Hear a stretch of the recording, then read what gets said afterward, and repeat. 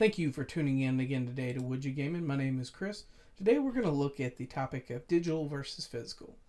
And thank you for tuning in. Thank you for all the support. Let us know what you think.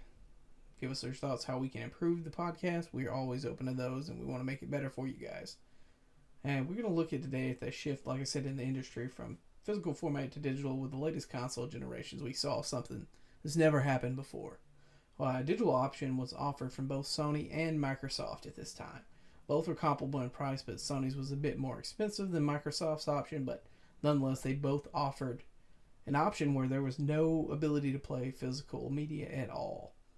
As someone who grew up playing games where there was only physical media, I own a bit of both physical and digital media, but prefer physical when possible. Sometimes that's not at all possible. Either the publisher or the developer cannot afford to release it physically, or sometimes even if they do, it's one of those limited run type things where you're not going to get your hands on it unless you're just right there ready to hit the checkout button and fight the bots to get that.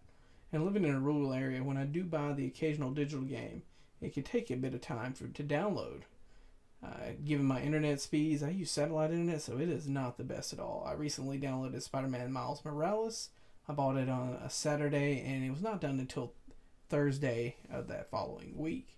And for someone living in a rural area, being able to play my game instantly means I have to buy a physical copy a lot of times. And even there could be a hefty one-day one patch. Let's look at Cyberpunk 2077, if you will. I mean, I'm on 1.04, version 1.04 at this point. And that thing, the update is 45 gigs, and I've downloaded 13. And it says there's 98 hours left, so it's going to be a while before I can play that how it was intended to be played, unless I'm ready to go out and buy a high-end PC and just do that, and I'm not willing to do that. I'd like to play it on my PlayStation if all possible. I would think that the version would work, but obviously it doesn't. We're on the third patch, and there's still problems, so it is what it is. There are these patches that come out day one.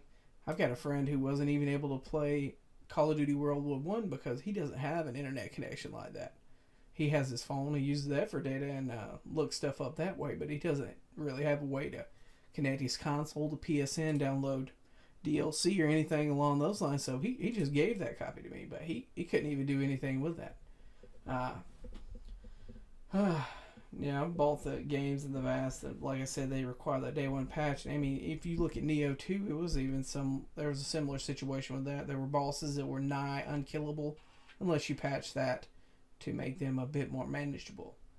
And I mean, it's just, I would love to see an option to get everything on the disc before ship, but I understand in today's time, that's not what happens oftentimes. And the game sizes keep getting larger and larger. It's harder to imagine an all-digital future with me because, I mean, these file sizes are astronomical. And, I mean, the solid-state drives we have in the PS5, those are expensive. So to get a large one of those, you're going to have to shell out a lot of money. Now, I don't think it's going to happen in my lifetime. I really hope not because I really don't want to deal with the all-digital future in my lifetime. I would like the option to still buy my stuff.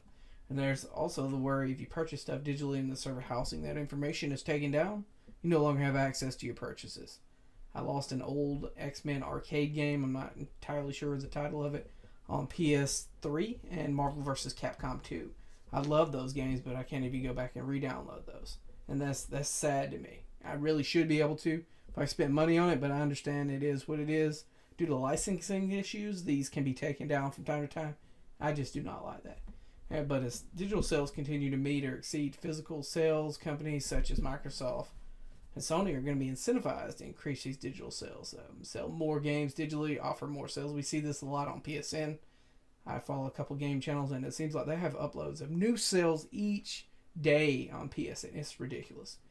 And they don't have to pay any retailers because, I mean, you got to think of it. The profits primarily go to Sony in that case. The developer gets their cut as well. But I have to think that Sony's just getting the bull share of that profit. And in recent years, sales on PSN become more prevalent. Oftentimes, you can find games on sale much earlier than you find a physical copy, as I said earlier. And they give further incentive to just buy digital copies of these games. And like any other change, it'll take time before we get to an all-digital future. Until we get there, I will continue buying mostly physical.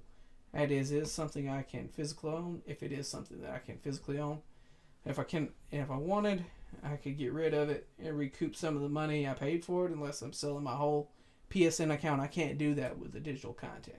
And I don't plan to sell my PSN account. I own hundreds of games. Ridiculous. I got a problem. But as always, let us know what you think and rate the podcast. Thank you for your time tuning in. And this has been Would You Gaming?